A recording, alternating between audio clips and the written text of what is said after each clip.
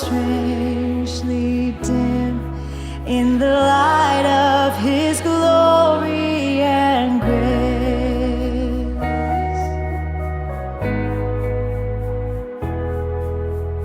Turn your eyes to the hillside where justice and mercy embrace. There the Son of God gave His life for us, and our measureless debt was erased. Jesus, to you we lift our eyes. Jesus, our glory and our prize. We adore you, behold you, our Savior ever true. Oh Jesus, we turn our eyes to you.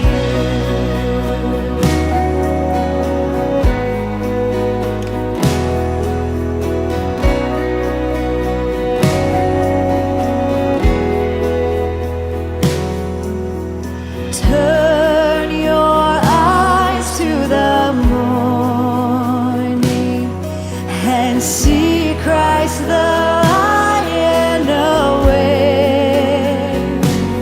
What a glorious dawn! Fear of death is gone, for we carry His life in our veins.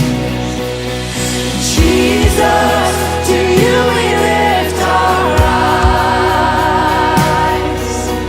Jesus, our glory and our prize. We adore you, behold you, our Savior ever true. Oh Jesus, we turn our eyes to you.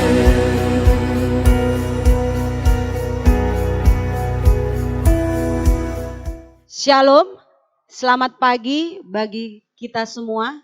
Pagi hari ini Tuhan memberikan kesempatan untuk kita datang beribadah kepada Tuhan. Karena itu setiap jemaat, baik yang ada di rumah maupun yang ada di dalam ruangan ibadah ini, kita akan mengambil saat teduh di hadapan Tuhan.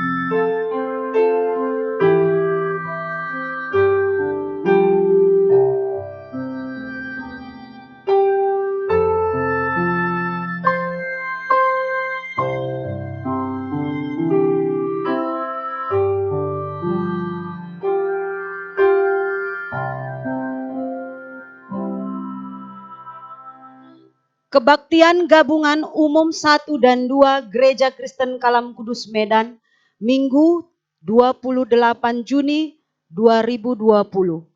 Dibuka dengan satu pengakuan bahwa pertolongan kepada kita dalam ibadah ini adalah dalam nama Tuhan yang menciptakan langit dan bumi. Kasih karunia, rahmat dan damai sejahtera dari Allah Bapa dan Kristus Yesus Tuhan kita dan pertolongan Roh Kudus menyertai kita sekalian. Amin. Dengarkanlah firman Tuhan yang akan menuntun kita di dalam ibadah pada pagi hari ini.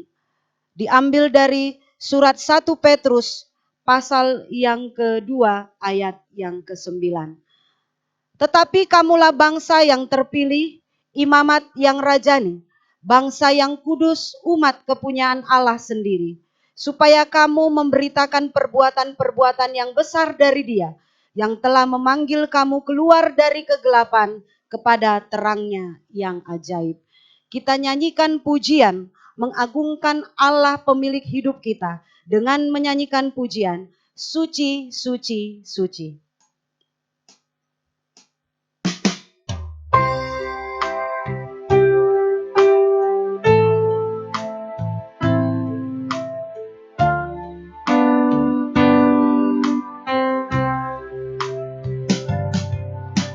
Suci, suci, suci, Tuhan Maha Kuasa. Dikau kami puji di pagi yang teduh. Suci, suci, suci, murah dan perkasa, Allah Tritunggal, agung namanya. Segala pujian bagimu, segenap nafas muliakanmu. Surga bumi kan berseru, kuduslah Tuhan namamu.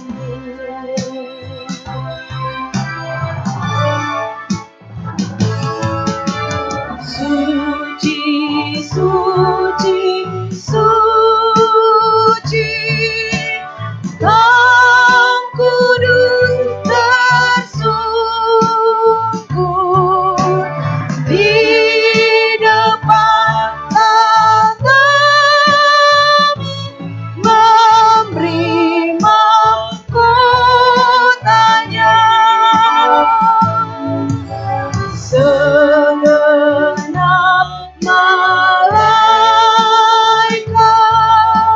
sujud menyembahmu, Tuhan yang ada selama-lamanya. Segala pujian bagimu, surga puas muliakanmu. Surga bumi kan berseru, kuduslah Tuhan namamu. Segala pujian bagimu, segenap nafas muliakanmu. Surga bumi kan berseru, kuduslah Tuhan namamu. Kuduslah Tuhan namamu.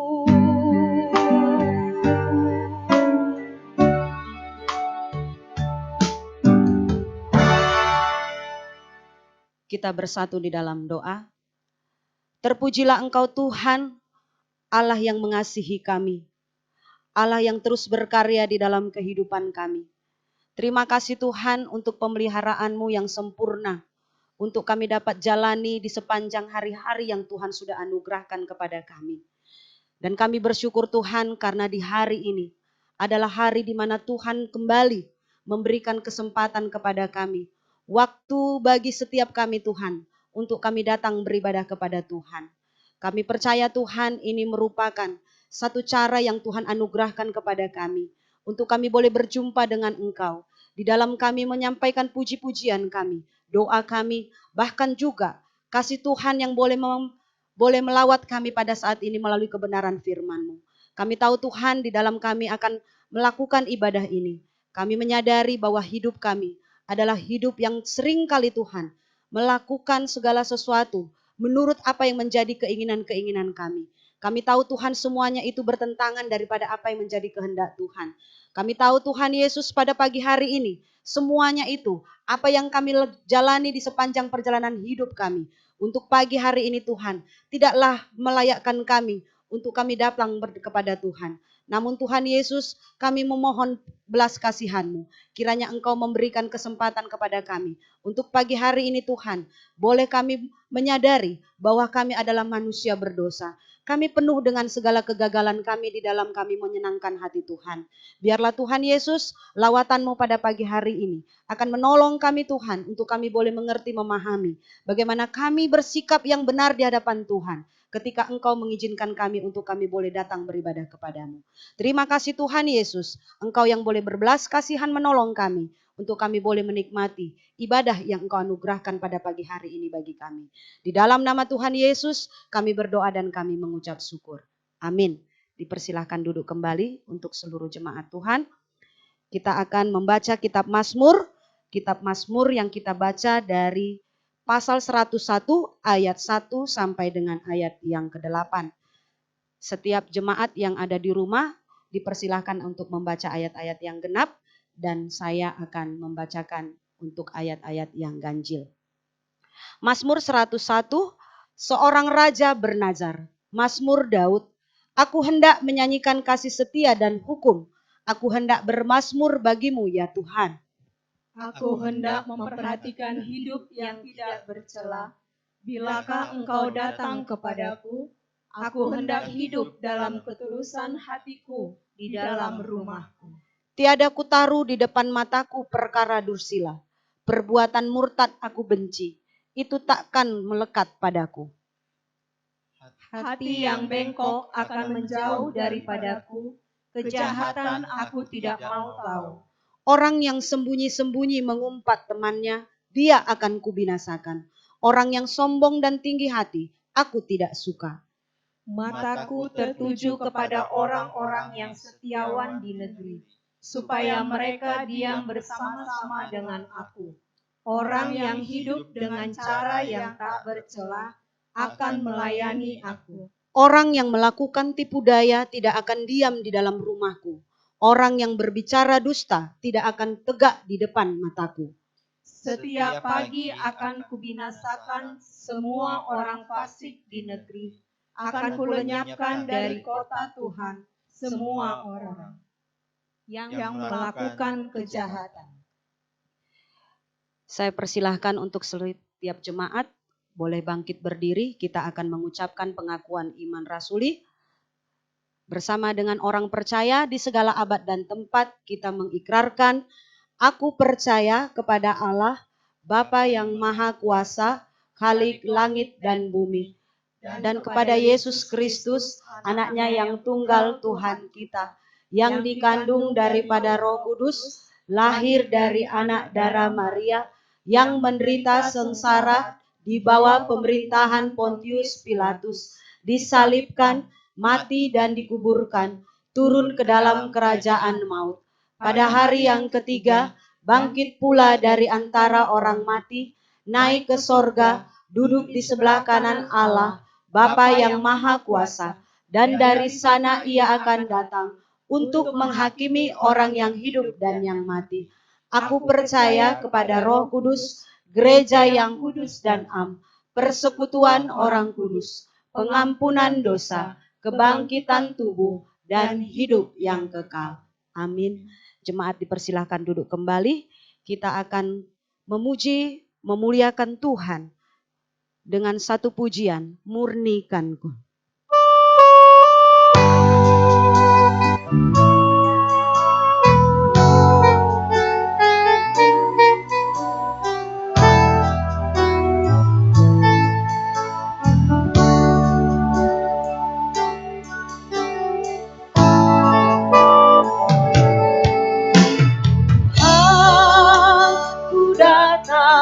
Tertunduk malu,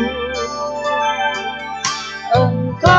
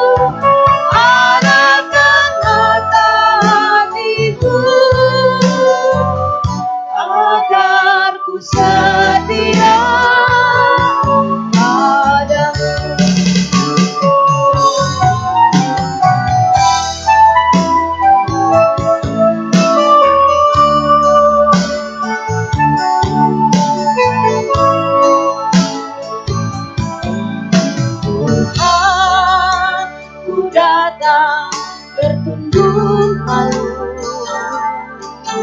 Engkau lihat kedalaman hatiku, inilah aku hamba-Mu, selalu dan hidup hanya melayani diri sendiri. Sesungguhnya ku hamba dunia, terpikat oleh kesenangan panas akan harta dan kuasa, kebanggaan hati beri belas kasih-Mu. Oh Tuhan, murnikanku tekad di hatiku, agar ku tersadar menderita denganmu. Murnikanku, arahkan mata hatiku, agar ku setia padamu. Murnikanku tekad di hatiku, agar ku tersadar menderita denganmu. Murnikanku, arahkan mata hatiku, agar ku setia padamu, agar ku setia padamu.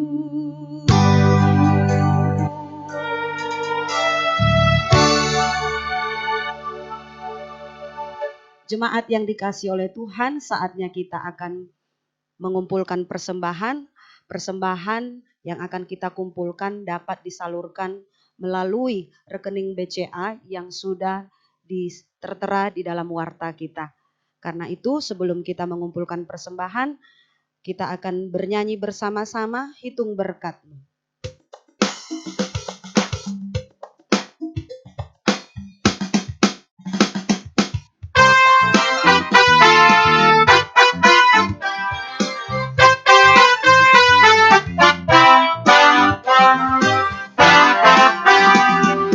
Bila gelombang kehidupan menimpa, hati jadi takut dan putus asa. Jangan lupa berkat Tuhan hitunglah, pasti kau tercengang akan karyanya. Hitung berkat satu persatu, dan lihatlah karya Tuhanmu. Hitung berkat satu persatu, hitung berkat yang melimpah padamu.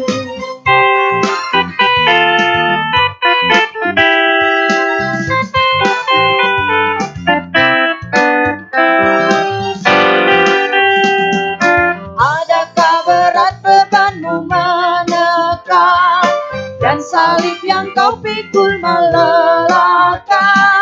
Hitung berkatnya pastilah kau lega, kau kan bergirang dan terus memujinya. Hitung berkat satu persatu, dan lihatlah karya Tuhanmu. Hitung berkat satu persatu, hitung berkat yang melimpah padamu.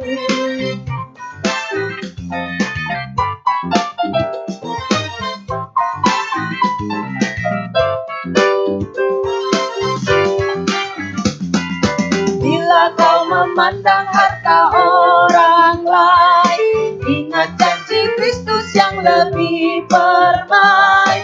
Hitung berkat Tuhan yang tak terbeli, pahala di surga yang tak terperi. Hitung berkat satu persatu, dan lihatlah karya Tuhanmu. Hitung berkat satu persatu, hitung berkat yang melimpah padamu. Kita bersatu di dalam doa. Tuhan Allah Bapa di surga, terima kasih karena di kesempatan hari ini Tuhan, selain kami boleh beribadah, memuji, memuliakan Engkau, Engkau juga boleh memberikan kesempatan kepada kami untuk kami mengumpulkan persembahan yang kami bawa pada pagi hari ini. Tuhan Yesus, Tuhanlah yang menjadi sumber segala apa yang menjadi kebutuhan hidup kami. Namun Tuhan ingatkan kami bahwa di setiap rupiah-rupiah yang telah Engkau percayakan kepada kami, Engkau juga memberikan kami kemampuan agar kami dapat mengelolanya dengan baik. Serah khusus Tuhan atas persembahan yang sudah kami kumpulkan pada pagi hari ini. Kiranya Tuhan Yesus Engkau boleh berkenan memakainya di dalam pelayanan pekerjaan yang Tuhan masih percayakan melalui Gereja Kristen Kalam Kudus yang ada di Kota Medan. Terima kasih Tuhan, Engkau berkati untuk setiap usaha pekerjaan yang masih Tuhan anugerahkan kepada kami. Agar kami sungguh-sungguh bekerja Tuhan di dalam setiap tugas tanggung jawab kami.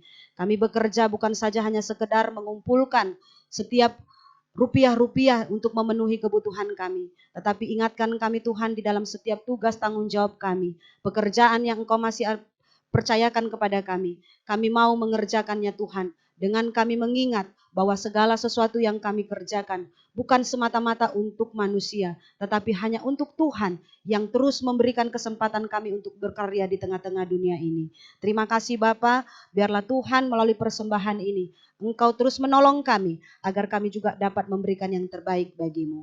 Terima kasih Bapa, kami saat ini juga berdoa untuk seluruh kehidupan jemaat Tuhan yang ada di Gereja Kristen Kalam Kudus cabang Medan ini. Tuhan berkati untuk seluruh jemaat-Mu, khususnya di dalam pertumbuhan iman. Kami memohon belas kasihan-Mu Tuhan. Kondisi kehidupan yang begitu banyak tantangan dan juga banyak keraguan untuk mempercayai akan kuasa Tuhan. Kami memohon Tuhan kiranya Engkau boleh berbelas kasihan kepada setiap kami. Sebagai jemaat Tuhan kami rindu Tuhan. Kami mengalami pertumbuhannya dengan benar. Sebagaimana Engkau mengajarkannya kepada kami. Melalui kebenaran firman-Mu Tuhan. Yang terus membimbing kami, mengarahkan hati kami. Mengarahkan seluruh kehidupan kami. Agar kami mempercayai Engkau Tuhan. Di dalam segala sesuatu yang terjadi dalam kehidupan kami. Secara khusus Tuhan kami berdoa saat ini Tuhan di Indonesia bahkan di seluruh dunia masih Tuhan mengalami wabah pandemi COVID-19. Kami berdoa Tuhan, biarlah Engkau yang menolong agar di tengah-tengah kondisi wabah yang saat ini sedang melanda kami Tuhan, kami tetap bergantung kepada Tuhan. Kami tidak tahu Tuhan kapan wabah ini akan berakhir. Tetapi Tuhan satu hal yang terus Engkau berikan kami kemampuan untuk kami memahami bahwa tugas kami adalah bagian kami adalah terus mengandalkan Engkau di dalam segala sesuatu yang kami jalani di tiap-tiap hari yang Tuhan anugerahkan. Sehingga kami tahu Tuhan kondisi saat ini wabah penyakit yang terus bertambah untuk setiap orang-orang yang terkena COVID-19 ini Tuhan. Kami berdoa Tuhan, biarlah Engkau berbelas kasihan juga bagi mereka yang sedang terkena virus COVID-19 ini Tuhan. Engkau memberikan mereka kekuatan, bahkan para medis yang terus memberikan tenaga mereka, perhatian mereka, pertolongan mereka Tuhan. Untuk memberikan kesembuhan bagi setiap saudara-saudara kami yang terkena virus ini Tuhan. Biarlah Engkau berikan mereka sukacita, semangat untuk terus melakukan tugas tanggung jawab mereka. Dan setiap kami juga Tuhan, agar Tuhan tolong, agar apapun yang menjadi himbauan-himbauan di dalam mentaati akan protokol kesehatan Tuhan untuk mencegah akan tersebarnya virus ini Tuhan. Tolong kami Tuhan agar kami pun dapat mentaatinya sebagai bentuk rasa syukur kami karena Tuhan yang masih mengizinkan kami untuk hidup di tengah-tengah dunia ini. Terima kasih Tuhan, kami juga berdoa biarlah Tuhan juga menolong pemerintahan di negara kami ini, presiden dan wakil presiden. Tuhan berikan mereka kemampuan untuk terus dapat memikirkan apa yang terbaik di dalam menangani COVID-19 ini Tuhan. Kami percaya Tuhan semuanya ini akan berakhir seturut dengan waktu dan kehendak Tuhan yang berbelas kasihan terus bagi semua umat Tuhan yang ada di dunia ini. Berkati juga Tuhan Yesus agar bangsa dan negara kami terus terjaga keamanannya, sehingga kami juga Tuhan masih diberikan kesempatan untuk terus beribadah kepada Tuhan.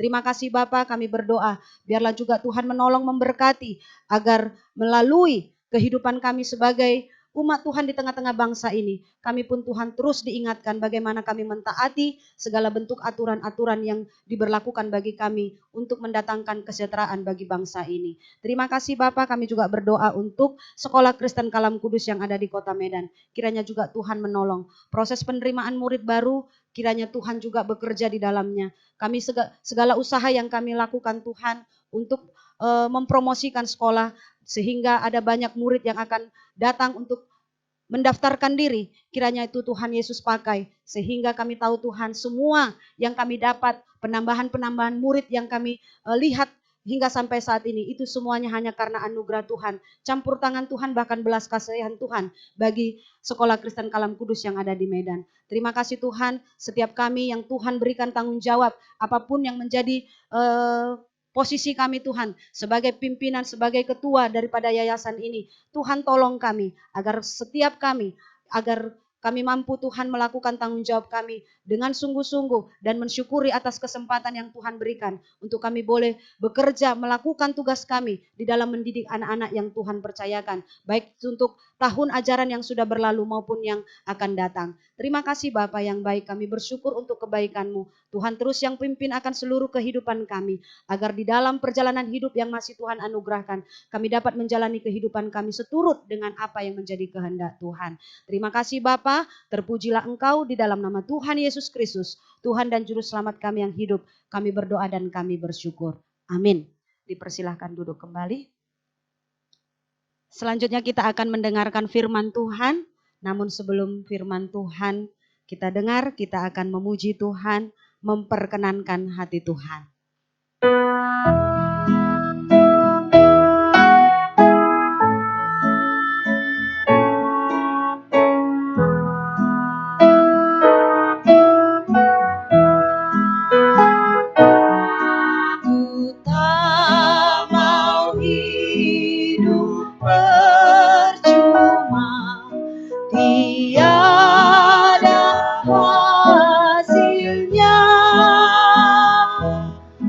Tolong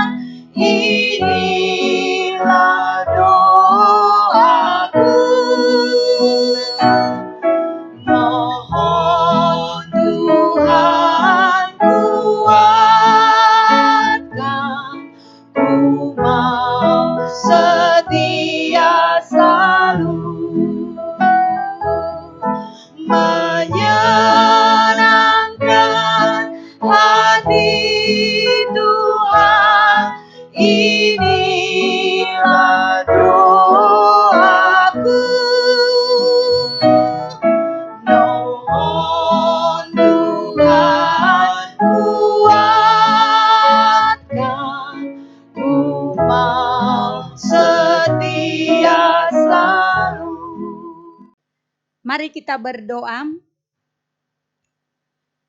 Bapa di surga, kami bersyukur kepadamu ya Tuhan atas kasih-Mu dalam kehidupan kami. Di dalam kesempatan di hari yang Engkau khususkan bagi kami untuk datang kepada Tuhan, kami mau belajar dari firman Tuhan. Tuhan, kiranya Engkau menolong kami supaya kami dapat memahami akan kebenaran firman-Mu, isi hati-Mu, untuk kami boleh hidupi di dalam kehidupan kami. Dengan berbagai kondisi kehidupan kami, tolonglah kami Tuhan, sehingga ketika kami boleh memahaminya, kami juga boleh menghidupinya dan dikuatkan dalam menjalani kehidupan untuk terus hidup di dalam Tuhan. Terpuji Engkau ya Tuhan, di dalam nama Tuhan Yesus kami berdoa dan mengucap syukur. Amin.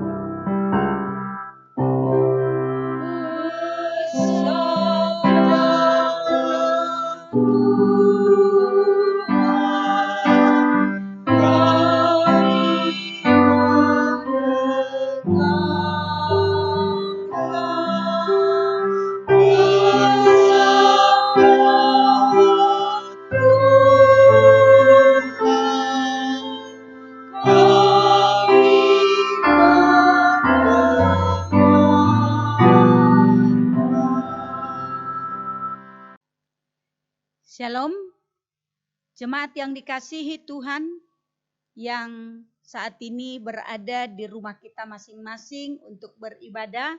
Puji syukur kita panjatkan kepada Tuhan atas anugerah-Nya.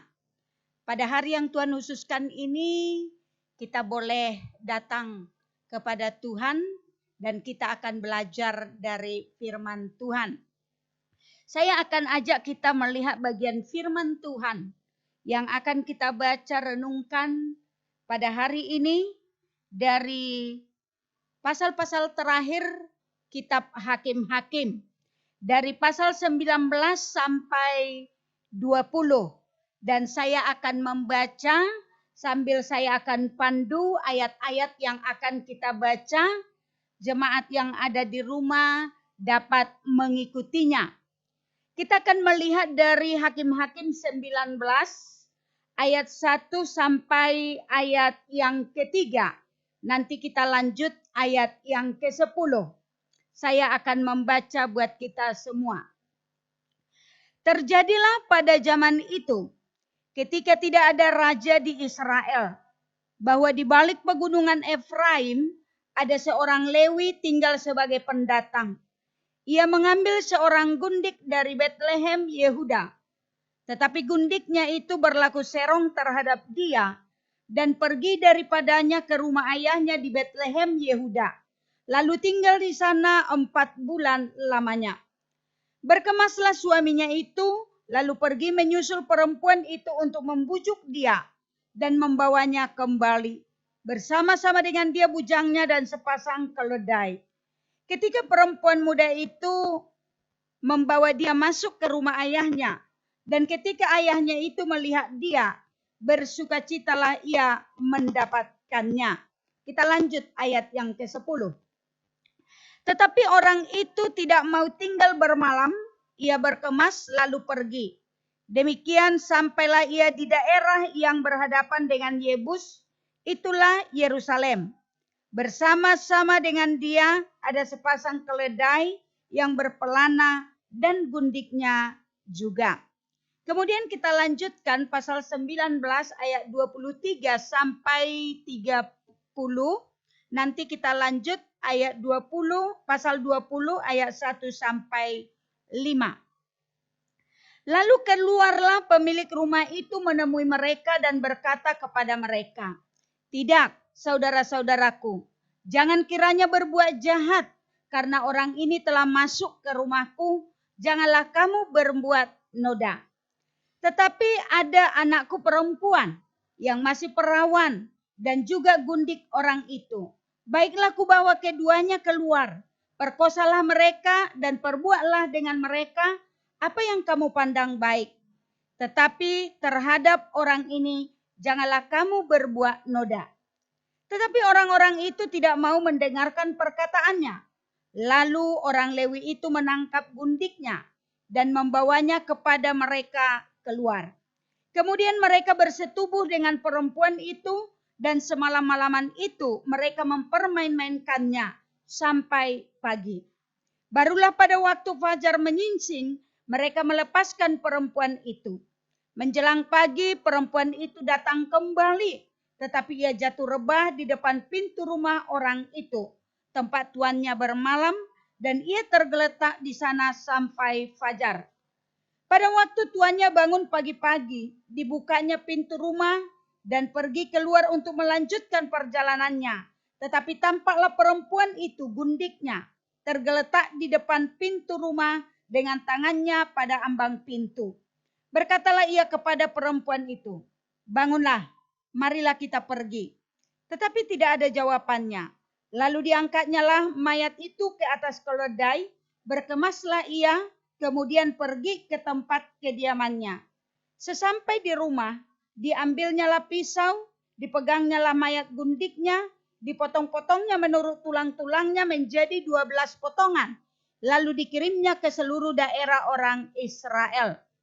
Dan setiap orang yang melihatnya berkata, hal yang demikian belum pernah terjadi dan belum pernah terlihat sejak orang Israel berangkat keluar dari tanah Mesir sampai sekarang. Perhatikanlah itu, pertimbangkanlah, lalu berbicaralah. Pasal 20 ayat 1 sampai 5. Lalu majulah semua orang Israel dari Dan sampai Berseba, dan juga dari tanah Gilead, berkumpullah umat itu secara serentak menghadap Tuhan di Mispa.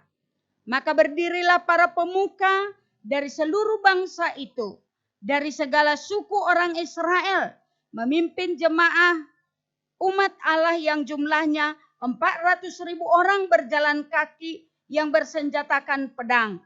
Kedengaranlah kepada Bani Benyamin bahwa orang Israel telah maju ke Mispa. Berkatalah orang Israel, ceritakanlah bagaimana kejahatan itu terjadi. Lalu orang Lewi, suami perempuan yang terbunuh itu menjawab, aku sampai dengan gundikku di Gibea, kepunyaan suku Benyamin, untuk bermalam di sana.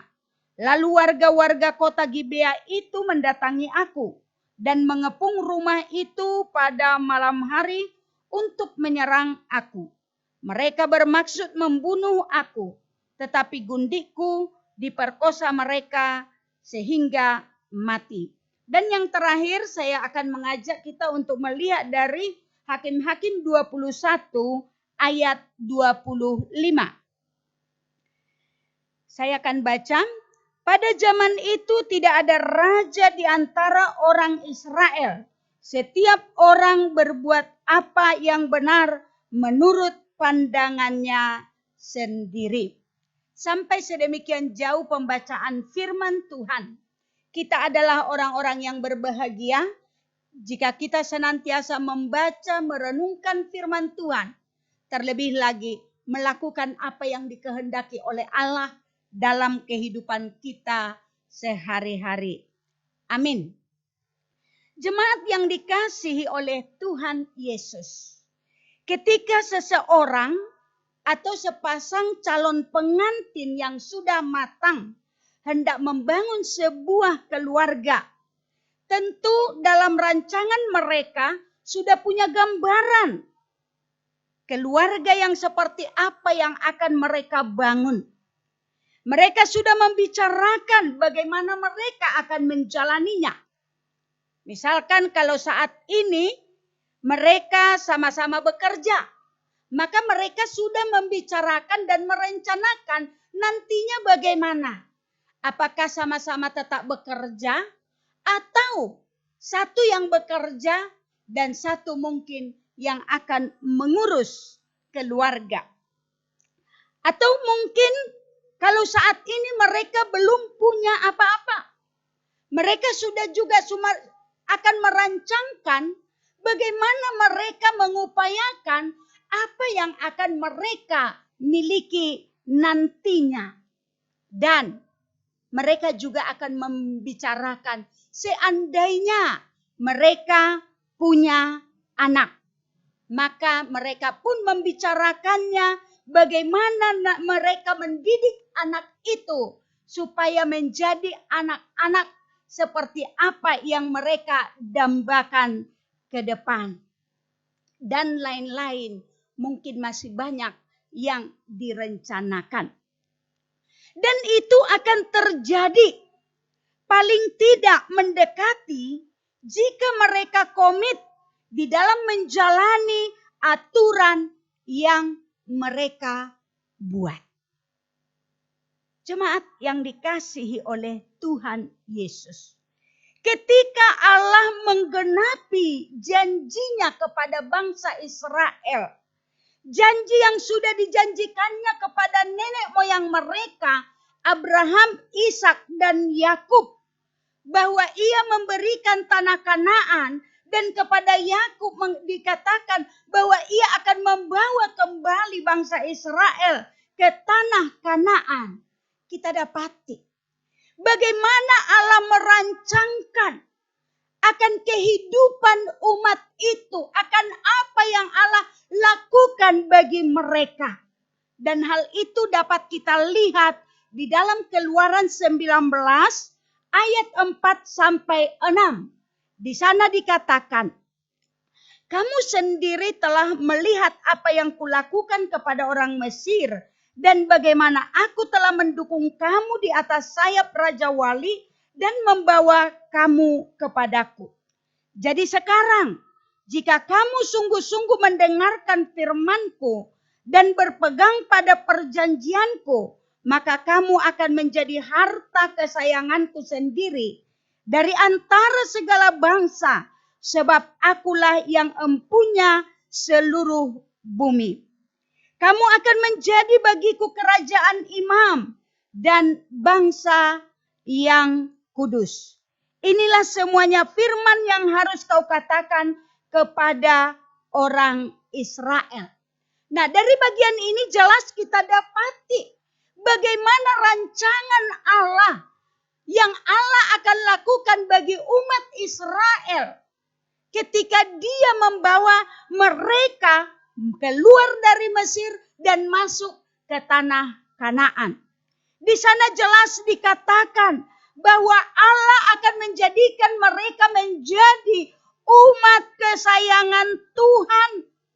Mereka menjadi umat bangsa yang dikuduskan dan dikhususkan oleh Tuhan.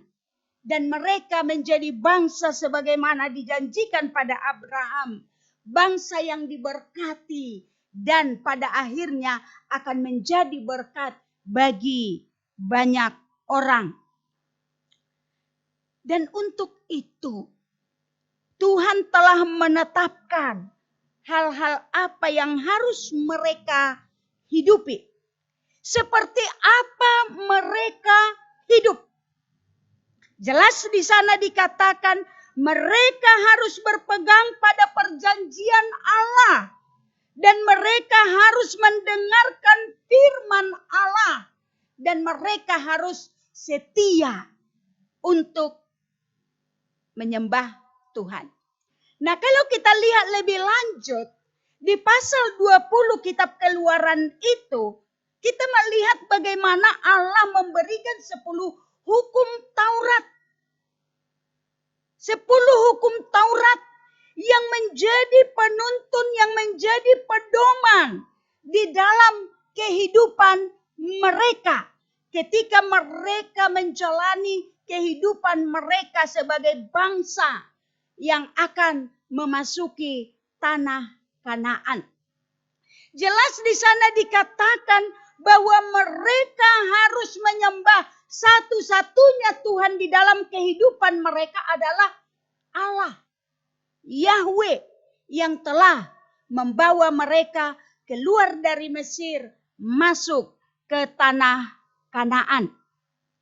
Mereka juga menjadikan aturan-aturan yang ada di sana menjadi satu norma kehidupan yang akan mereka hidupi yang membuat mereka berbeda dari bangsa di sekitar mereka. Dan sebaliknya mereka hidup bertingkah laku sebagaimana layaknya umat Allah. Dan ini terus diulang. Terus diulang. Dan kalau kita melihat juga di dalam kitab Ulangan pasal 6 ayat 4 sampai 6. Di sana juga dikatakan, diulangi. Dengarlah hai Israel, Tuhan itu Allah kita, Tuhan itu esa. Kasihilah Tuhan Allahmu dengan segenap hatimu dan dengan segenap jiwamu dan dengan segenap kekuatanmu. Apa yang kuperintahkan kepadamu pada hari ini haruslah engkau perhatikan. Ayat 17 sampai 18 dikatakan, haruslah kamu berpegang pada perintah, peringatan dan ketetapan Tuhan Allahmu yang diperintahkannya kepadamu. Haruslah engkau melakukan apa yang benar dan baik di mata Tuhan, supaya baik keadaanmu dan engkau memasuki dan menduduki negeri yang baik yang dijanjikan Tuhan dengan sumpah kepada nenek moyangmu. Sangat jelas, Allah membuat aturan kehidupan yang menjadi pola, yang menjadi role di dalam kehidupan mereka. Demikian juga, tak kala mereka sudah masuk di tanah Kanaan, kepada Yosua jelas Allah juga sudah mengingatkan supaya Yosua itu kuat, teguh, bersungguh-sungguh dan bertindak hati-hati. Harus melakukan sesuai dengan hukum yang Allah perintahkan dan tidak lupa memperkatakan hukum Taurat. Itu diberikan oleh Tuhan di awal pelayanan atau di awal ketika mereka akan memasuki tanah Kanaan. Dan kalau kita lihat dalam pidato perpisahan Yosua kepada bangsa Israel, Yosua di akhir-akhir kehidupannya, dia memperingatkan mereka dengan jelas dan tegas apa yang harus mereka lakukan, hidupi sebagai umat yang Allah pilih, sebagai umat yang Allah kasihi. Jelas dikatakan, apabila kamu melangkahi perjanjian yang telah diperintahkan kepadamu oleh Tuhan Allahmu dan pergi beribadah kepada Allah lain dan sujud menyembah kepada mereka, maka murka Tuhan akan bangkit terhadap kamu seketika sehingga kamu segera binasa dari negeri yang baik yang telah diberikannya kepadamu. Dicatat di dalam Yosua 23 ayat 16. Jadi kita dapati bagaimana Allah sudah merancangkan sedemikian bahwa mereka sebagai umat yang dikasihi oleh Allah, dikatakan mereka umat yang disayangi oleh Allah. Tetapi Allah memberikan aturan untuk menjadi role, panduan akan kehidupan yang akan mereka hidupi sebagai umat Allah, agar mereka berbeda dengan bangsa-bangsa di sekitar mereka. Tetapi kita dapati pada fakta atau kenyataannya sesuatu hal yang sangat menyedihkan.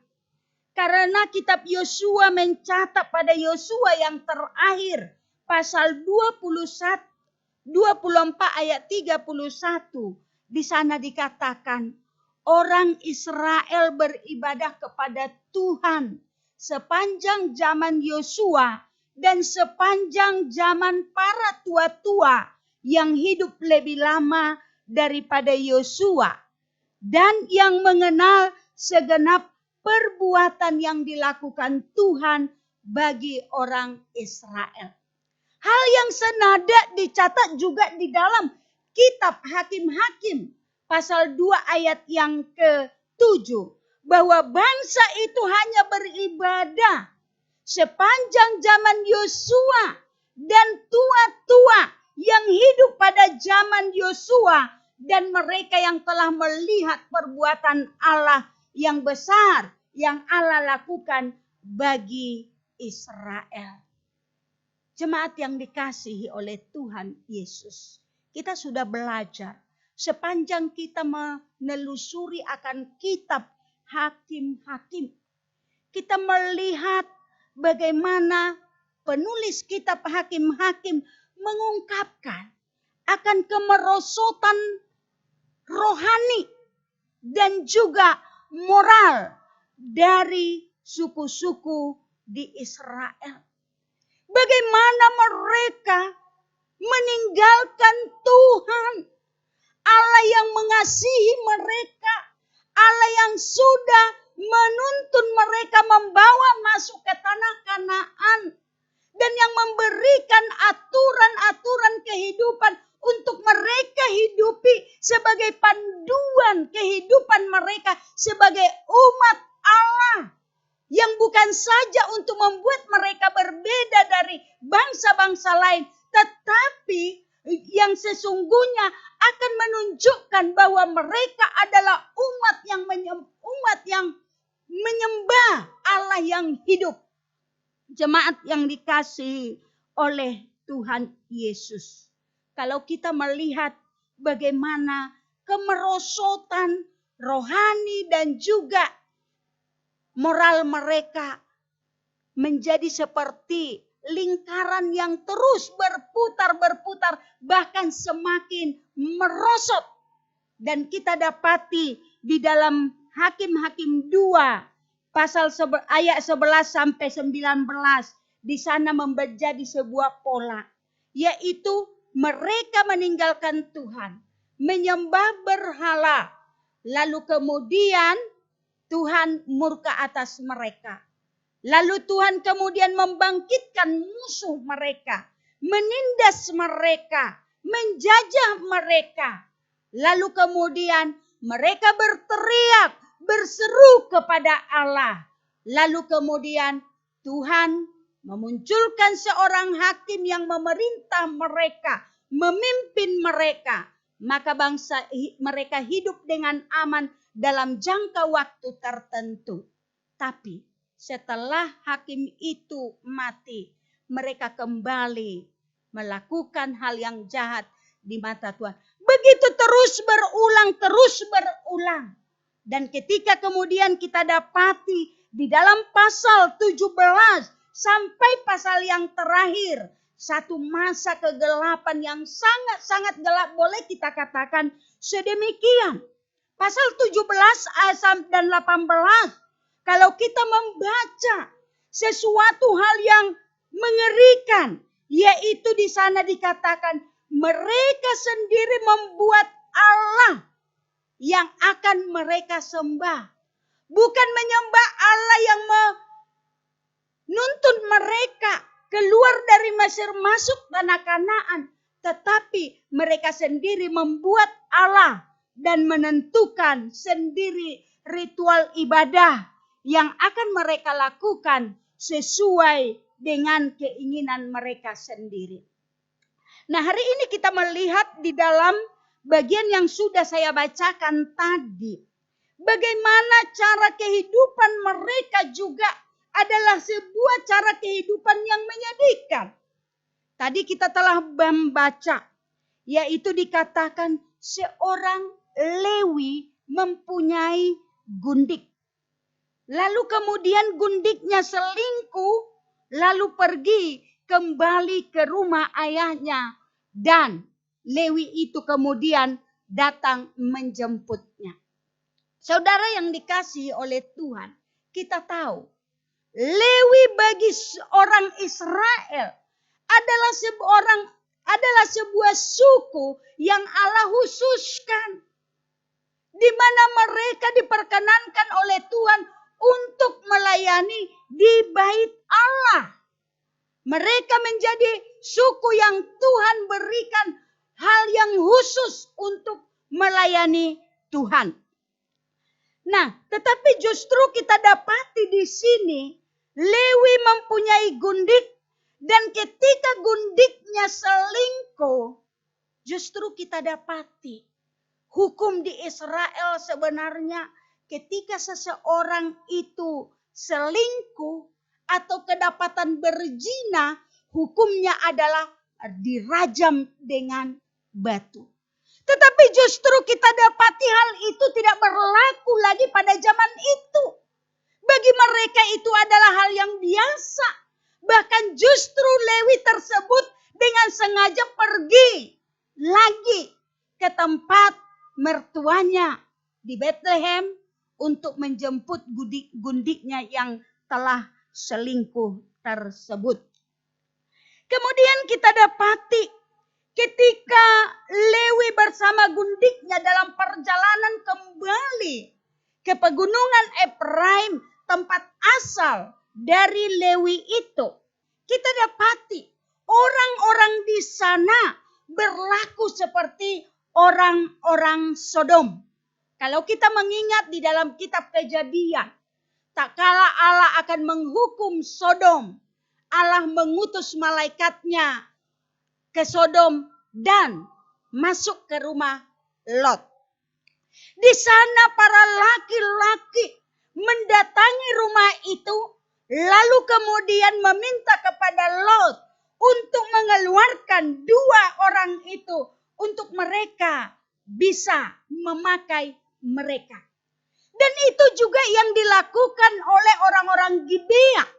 Mereka meminta tuan rumah tempat Lewi bermalam itu supaya tuan rumah itu membawa atau mengeluarkan Lewi itu supaya mereka juga memakai dia. Dan yang mengerikan adalah tuan rumah itu menawarkan dua putrinya yang masih perawan. Dan gundik dari perempuan itu dikatakan, jangan tamuku, tetapi biarlah dua putriku ini kalian perkosa. Bukankah itu sebuah pola kehidupan yang tidak tahu lagi di mana benar salahnya? Sebuah pola kehidupan yang begitu rusak. Dan kita dapati di dalam kisah selanjutnya bahwa kemudian gundik daripada Lewi itu diberikan. Lewi itu sendiri menangkap gundiknya dan memberikannya kepada orang-orang di sana. Dan kemudian mereka bersetubuh dengan dia dan mempermain-mainkannya sampai pagi. Kita dapati sebuah perilaku yang sangat-sangat bejat. Sebuah perilaku di dalam mungkin saja orang-orang di sekitar mereka tidak sebejat demikian. Tetapi justru ini adalah umat Allah yang jelas-jelas ada aturan-aturan mana yang benar, mana yang salah yang harus mereka hindari. Tetapi justru mereka menghidupi cara hidup yang buruk. Kemudian kita dapati lagi, waktu di pagi hari tiba, Lewi mengajak gundiknya yang sudah kembali ke depan pintu rumah tempat mereka bermalam. Tapi ternyata perempuan itu sudah mati. Dan ketika kemudian dia mendapati dia sudah mati, maka dia mengangkat dan membawa pulang, dan sadisnya setelah tiba di rumahnya, ia memutilasi gundiknya menjadi 12 potongan dan mengirimkannya kepada 12 suku Israel. Hakim-Hakim 19 ayat 30 dikatakan, setiap orang yang melihatnya berkata, hal yang demikian belum pernah terjadi dan belum pernah dilihat sejak orang Israel berangkat keluar dari tanah Mesir sampai sekarang. Jelas penulis kitab Hakim-Hakim memberikan sebuah catatan bahwa hal itu belum pernah terjadi dan belum pernah terlihat sejak bangsa Israel masuk tanah Kanaan. Berarti ini adalah sebuah catatan yang sangat kelam yang terjadi pada waktu itu. Nah, kalau kita meneruskan, ketika mereka menangani persoalan yang terjadi, ternyata sama buruknya dengan persoalan yang sudah terjadi. Kalau kita lihat tadi, bangsa itu setelah mendapatkan potongan-potongan tubuh manusia itu, dikatakan seluruh bangsa itu berkumpul sebanyak 400 orang di Mizpah.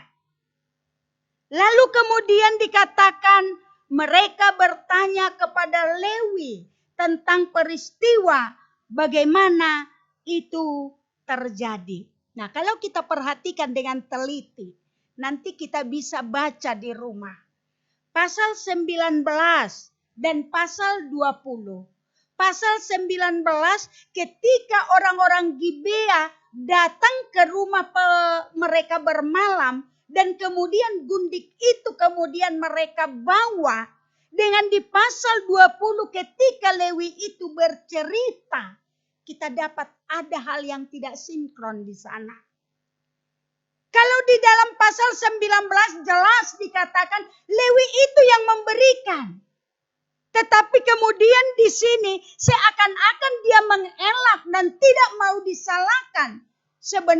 Dan dia katakan bahwa mereka sendiri yang tadinya mau membunuh tetapi kemudian mengambil gundiknya. Dan kemudian seperti yang terjadi itulah kelanjutannya.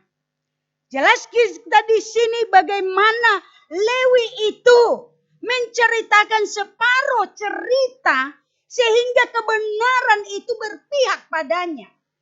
Yang sebenarnya kalau kita melihat di sana pun dia salah. Kemudian kita dapati bangsa itu mengirim utusan ke Gibea untuk meminta orang-orang dursila atau orang jahat itu diserahkan agar mereka itu dihukum mati. Tetapi orang Benyamin tidak mau.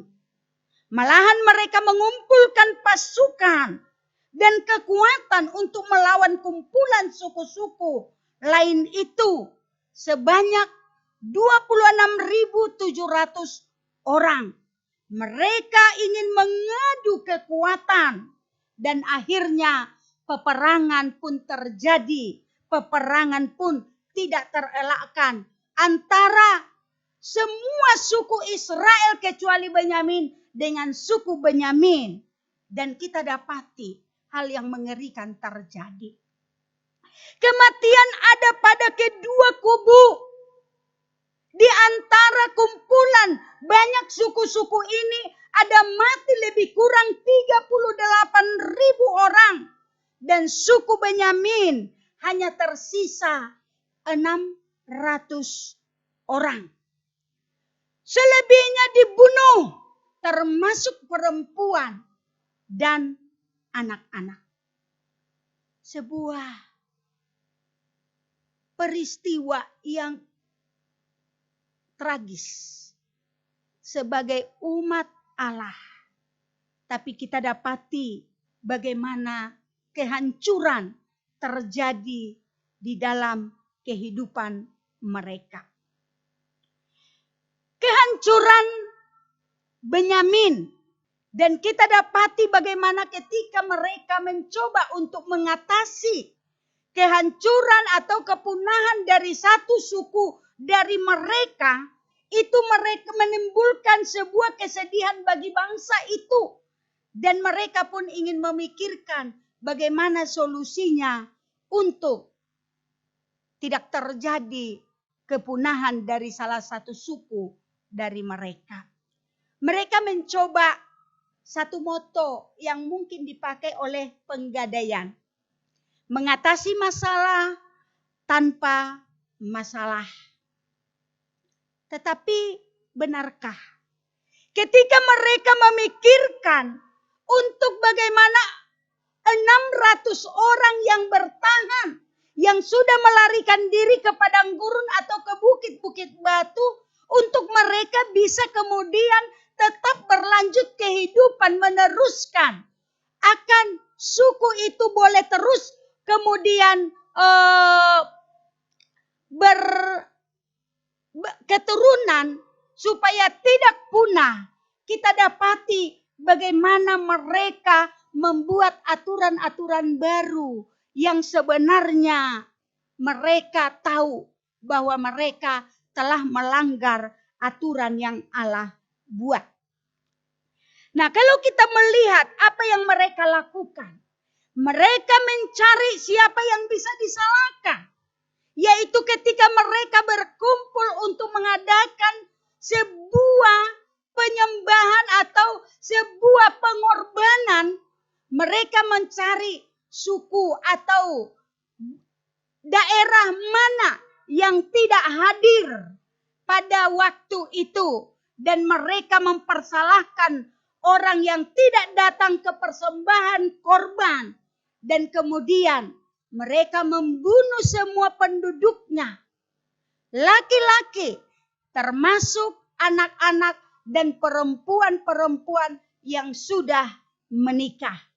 Tetapi para gadis-gadis, mereka biarkan hidup. Mereka ambil dan bawa ke sebuah tempat yang bernama Silo. Dan di sanalah mereka kemudian memberikan gadis-gadis itu menjadi pasangan bagi orang-orang Benyamin yang ada yang 400 orang. Dan masih ada 200 yang belum dapat pasangan. Dan ini pun bagaimana mereka mencoba merekayasa. Kalau kita membaca di Hakim-Hakim 21 ayat 18 sampai ayat 23. Di dalam perayaan yang biasa mereka lakukan, ada gadis-gadis menari dan mereka menyuruh orang-orang Benyamin itu untuk menculik para gadis-gadis itu dan kemudian menjadikan mereka menjadi istrinya. Kenapa mereka melakukan itu? Karena mereka berkata, kita sudah bersumpah bahwa dari kita tidak mungkin memberikan satu pun putri kita untuk menjadi istri mereka. Tetapi ketika mereka rekayasa sedemikian, maka mereka mengatakan, kalau mungkin ayah orang tua dari gadis-gadis yang mereka culik itu kemudian keberatan, mereka akan berkata bahwa yang gak apa-apa, toh kamu kan gak memberikannya. Jadi kita tidak salah di dalamnya.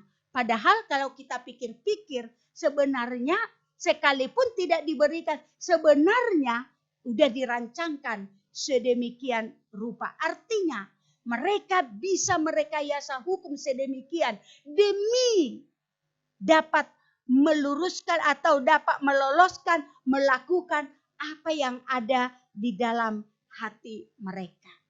Jemaat yang dikasihi oleh Tuhan Yesus. Penulis kitab Hakim-Hakim membingkai kondisi ini dengan pernyataan.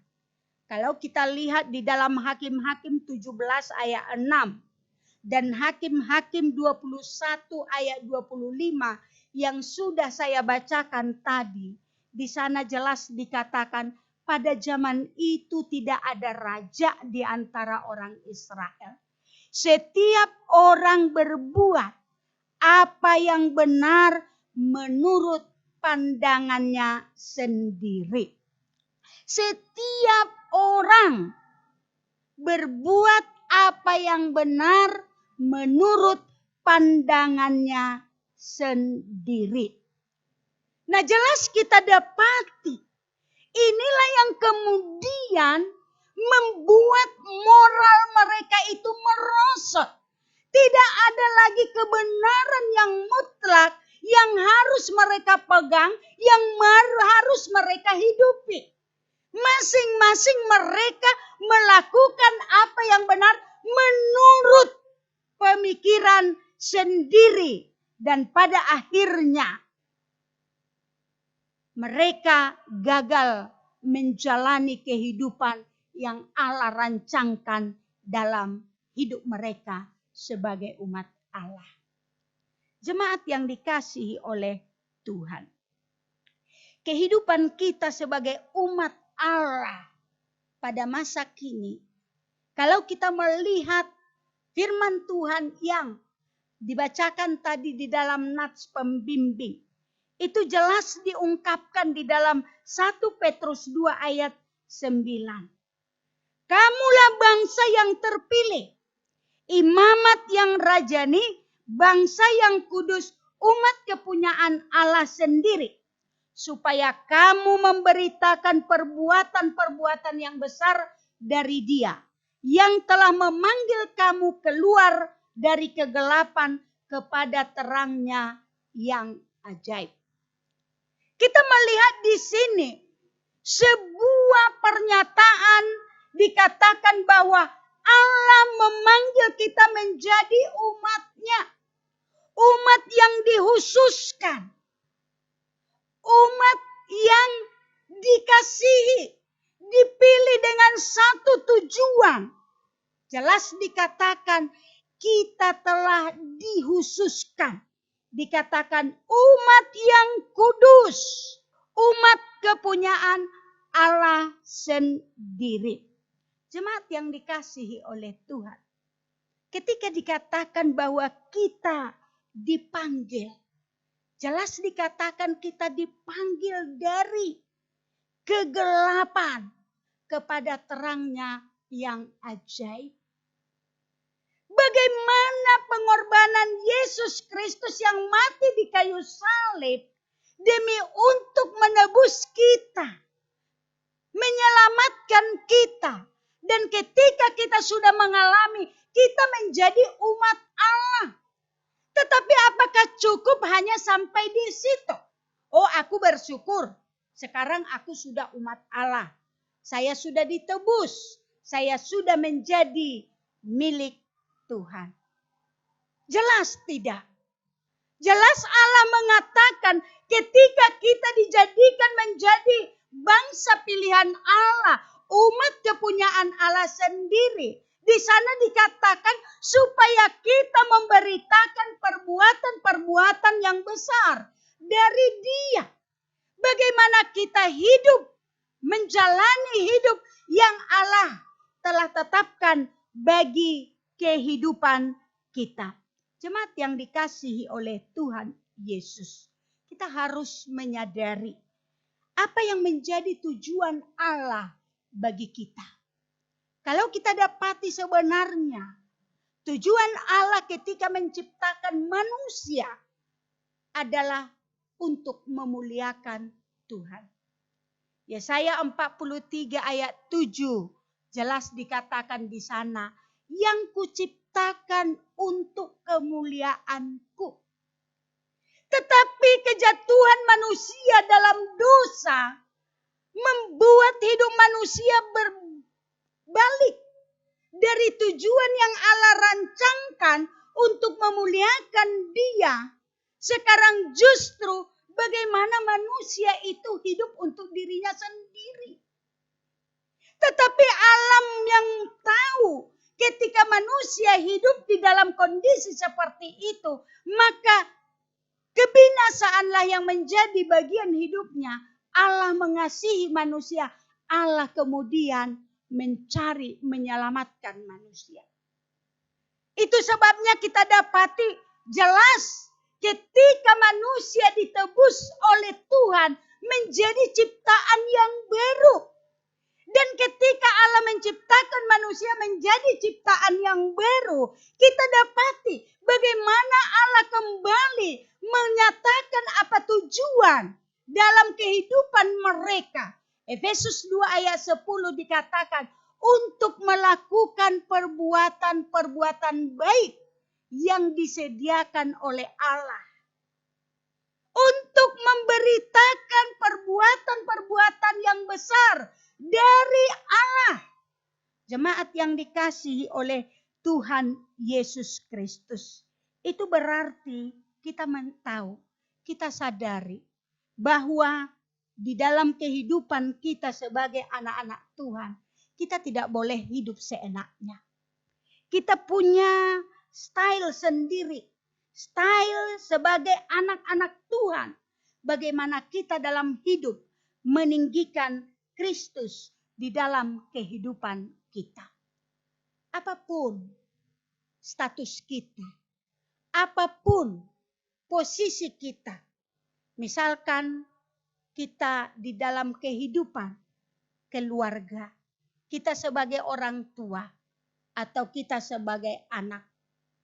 Maka di sana kita harus menyadari sebagai orang tua, sebagai anak, bagaimana kita boleh menjalani peran kita untuk kita dapat meninggikan Kristus di dalam kehidupan kita sebagai orang tua. Gak seenaknya kita sebagai orang tua mengatur anak kita sedemikian tanpa kita dituntun atau diterangi oleh kebenaran firman Tuhan. Bagaimana kita menjadi orang tua yang memuliakan Tuhan. Sedemikian juga ketika kita sebagai anak.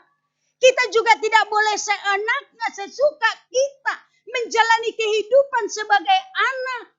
Kita harus benar-benar juga mempedomani firman Tuhan. Menjadi satu pedoman bagaimana kita menjadi anak yang memperkenankan hati Tuhan. Sedemikian juga di dalam status atau posisi-posisi kehidupan kita yang lainnya.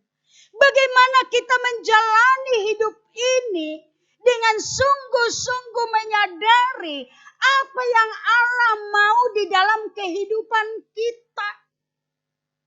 Supaya yang kita cari di dalam apa yang kita kerjakan adalah agar kita dapat mempermuliakan Tuhan dan kita juga menjadi saksi bagi orang-orang yang ada di sekitar kita bahwa kita ini adalah umat pilihan Tuhan.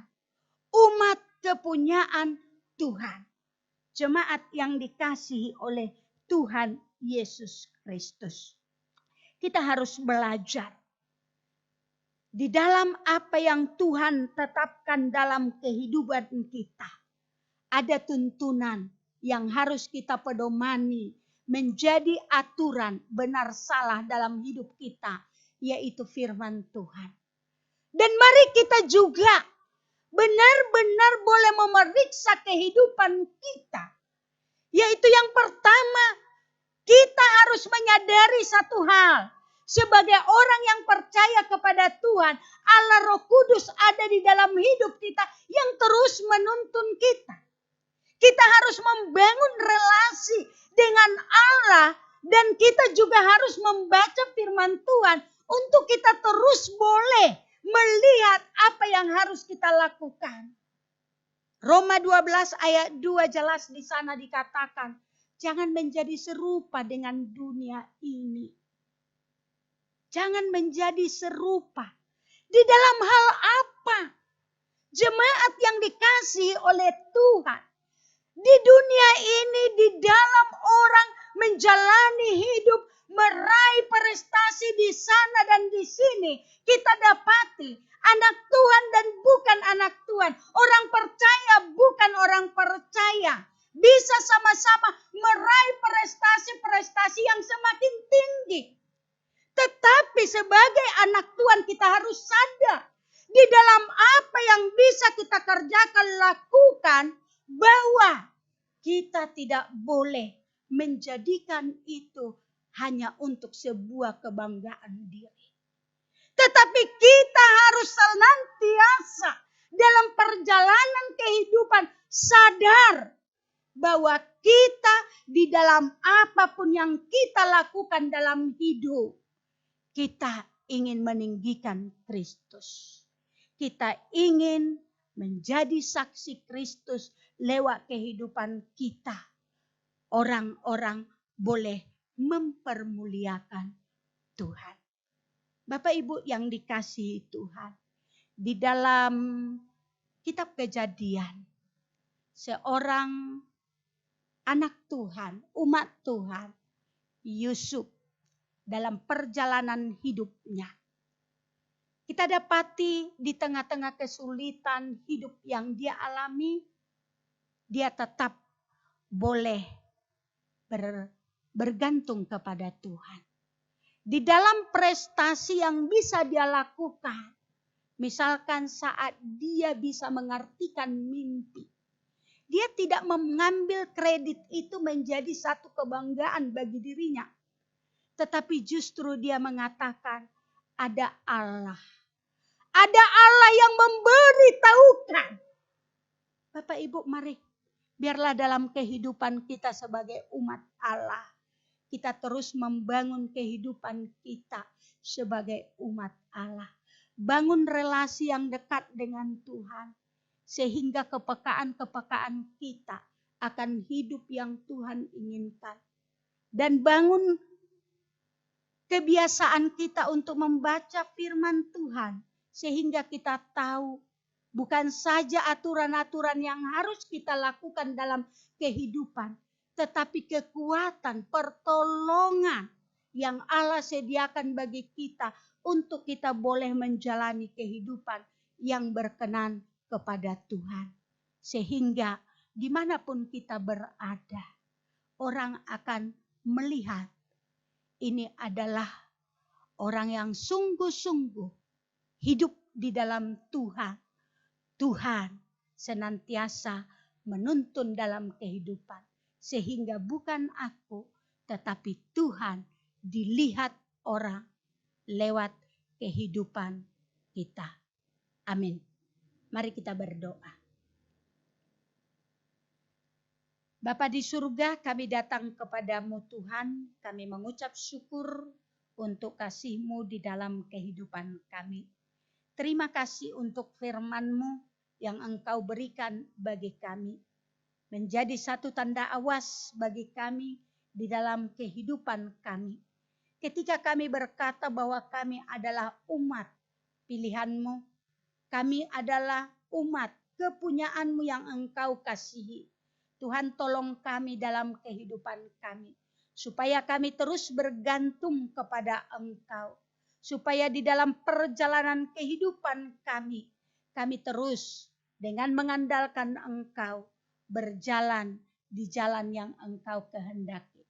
Apapun posisi kehidupan kami, panggilan-Mu dalam hidup kami ingin Engkau disenangkan di dalamnya dan Engkau dipermuliakan di dalam dan melalui kehidupan kami. Terima kasih Tuhan, dalam nama Tuhan Yesus kami berdoa. Amin. Pada saat ini saya undang kita semua bangkit berdiri. Mari kita memberikan kemuliaan bagi Tuhan. Doksologi.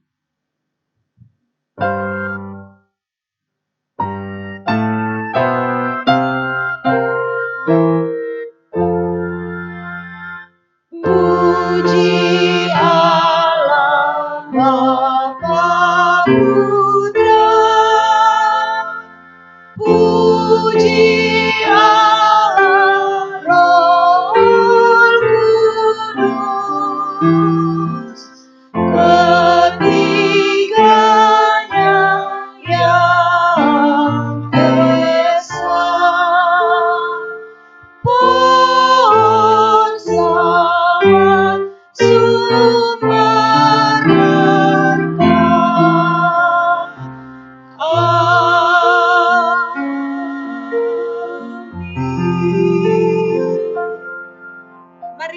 bersama-sama mengucapkan doa yang diajarkan Tuhan Yesus. Doa Bapa kami. Bapa kami yang di surga, dikuduskanlah namamu, datanglah kerajaanmu, jadilah kehendak-Mu di bumi seperti di sorga.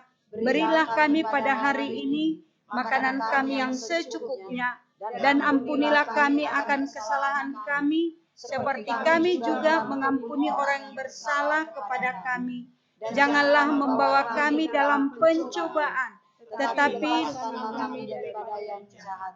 karena Engkaulah yang mempunyai kerajaan dan kuasa dan kemuliaan sampai selama-lamanya. Amin. Jemaat yang dikasihi oleh Tuhan, marilah kita kembali kepada kehidupan kita. Firman Tuhan yang kita dengarkan hari ini akan terus menuntun dan mengarahkan kehidupan kita untuk kita terus dapat hidup, memperkenankan hati Tuhan, dan terus menjadi umat Tuhan yang sungguh setia dan mengasihi Tuhan. Arahkanlah hatimu kepada Tuhan dan terimalah berkat Tuhan. Kasih karunia dari Allah Bapa, kasih sayang dari Tuhan kita Yesus Kristus, tuntunan dan penyertaan serta kekuatan dari Allah Roh Kudus memimpin dan menyertai saudara sekalian dari sekarang ini sampai Tuhan Yesus datang kedua kalinya. Amin.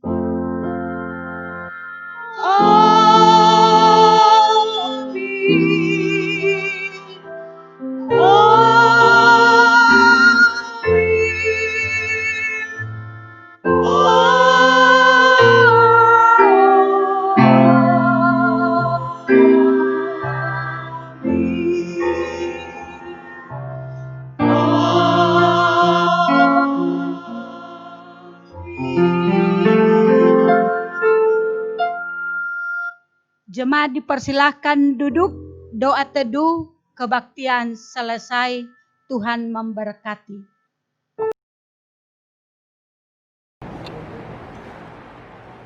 Kami segenap pelayan Gereja Kristen Kalam Kudus Medan Minggu 28 Juni 2020 mengucapkan Selamat Hari Minggu, Tuhan Yesus memberkati.